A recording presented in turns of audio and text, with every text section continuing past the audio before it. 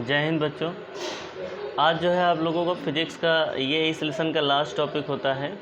इसमें होता क्या है कि ये जो इसका क्वेश्चन है, एक समान रूप से आवेशित गोलीय कोश के कारण वैद्युत क्षेत्र की तीव्रता। कहने का मतलब है कि इलेक्ट्रिक फील्ड इंटेंसिटी आपको फॉर्म फाइंड करना है, वो भी एक स्फेरिकल मिरर है, वो भी कैसा है, यूनिफॉर्मली चार्ज है। तो ये वाला आपका स्फेरिकल मिरर है जो चार्जफुल है। एक बार इसके पी डैश पर निकालना है और एक बार इसके सरफेस पर और एक इसके बाह्य बिंदु पर। तो पहला हमने हेडिंग डाला है एट एन एक्सटर्नल पॉइंट, मतलब किसी बाह्य बिंदु पर, और सेंटर से उसकी जो दूरी है बेटा वो बी है, आप ध्यान रखिएगा। तो अगर हम इलेक्ट्रिक फ्लक्स निकालें इसका फाई ई, तो क्या हो जाएगा, ई D A cos theta. Okay, तो थीटा देखिए आपका परपेंडिकुलर है इसके डी ए और इलेक्ट्रिक फील्ड के, तो आपका थीटा कितना हो जाएगा, 0 degree. Then E D A cos 0 degree, और कॉस जो 0 की वैल्यू होती है वो कितनी होती है बेटा, 1 होती है। तो उसके बाद आपका क्या हो जाएगा, ई डी ए। ओके, अब यहाँ पर डी ए, अगर हम डी ए की बात करें, डी ए तो एक स्फेरिकल है, तो एरिया ऑफ स्फेरिकल क्या होता है, डी ए बराबर होता है 4 पाई आर स्क्वायर। जो स्फेरिकल का जो एरिया होता है, वृत्त का क्षेत्रफल होता है 4 पाई आर स्क्वायर होता है। तो ए इंटू 4 पाई आर स्क्वायर, और ये कितना हो जाएगा, फाई ई इक्कीस। और वी नो दैट क्या कि जो गॉस थ्योरम होता है, फाई ई बराबर होता है क्यू बटा epsilon naught, equation number first. तो यहाँ पर क्या करते हैं, from equation first and second.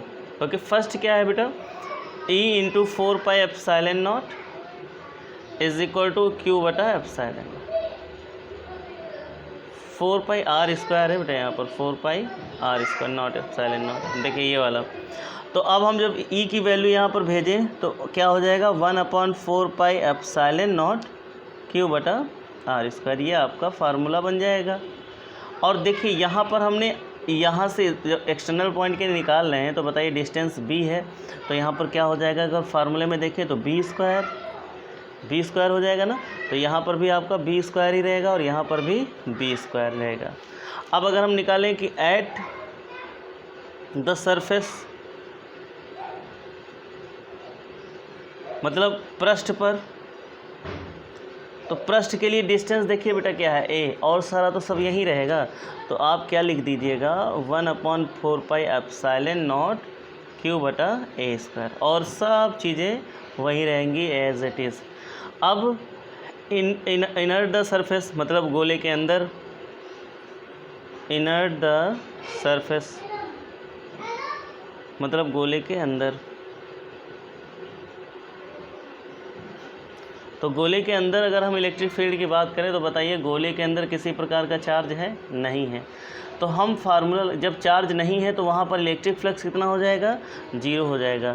Gauss theorem में बताया जा चुका है कि जो आवेश होता है वो वहीं पर इलेक्ट्रिक फील्ड वर्क करेगा जब उसके गोले के अंदर चार्ज होगा। अगर उसके अंदर नहीं है तो वो क्या हो जाएगा, 0। तो यहाँ पर इलेक्ट्रिक फील्ड ऐसी कंडीशन में क्या हो जाएगा, 0। तो यहाँ फार्मूला जब अप्लाई करेंगे, फाई ई बराबर ई डी ए कॉस थीटा, तो ये हो गया 0, ठीक है। और ई डी ए कॉस थीटा, तो टोटल भी ई बराबर क्या हो जाएगा, 0 हो जाएगा। जब उसके अंदर कोई इलेक्ट्रिक फ्लक्स नहीं है तो उसकी कोई इलेक्ट्रिक फील्ड नहीं होगी, ठीक है। तो ये आपका बहुत ही इंपॉर्टेंट डेरिवेशन होता है, 3 जगहों पर पूछा जाता है, और इससे न्यूमेरिकल भी आपके लगाए जाते हैं। तीनों में से तीनों ही फार्मूले यूज हो जाते हैं। पूछ देते हैं कि इनर द स्फेयर के अंदर कितना होगा, या सरफेस पे कितना होगा, या outer of the external point of the surface कितना होगा स्फेयर। तो ये आपका चैप्टर कम्प्लीटली तैयार हो, मतलब कंप्लीट हो चुका होता है। आपको इसके न्यूमेरिकल हैं, वो जो चैनल है हमारा GSP ऑनलाइन स्टडी, उस पर हमने इस लेसन के NCERT base, NCERT Kumar Mittal से नहीं, केवल NCERT बेस्ड हमने सारे न्यूमेरिकल्स उसमें लगवा रखे हैं। और जब उसको लगाने बैठिएगा तो बुक भी साथ में रखिएगा NCERT का।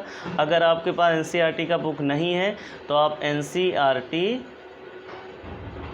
बुक ऐप डाउनलोड कर लीजिएगा प्ले स्टोर से, वहाँ पर उसमें बुक प्रोवाइड हो जाएगी। फिर वहाँ से क्वेश्चन पढ़ करके तब उन सॉल्यूशन को सॉल्व करिएगा, आपको बहुत ही समझ में आएंगे। और चीज़ें धीरे धीरे जब समझ में आने लगती हैं तो फिज़िक्स भी आपको इंटरेस्टेड लगने देती है और मज़ा देने लगती है। तो आज के लिए इतना ही, धन्यवाद।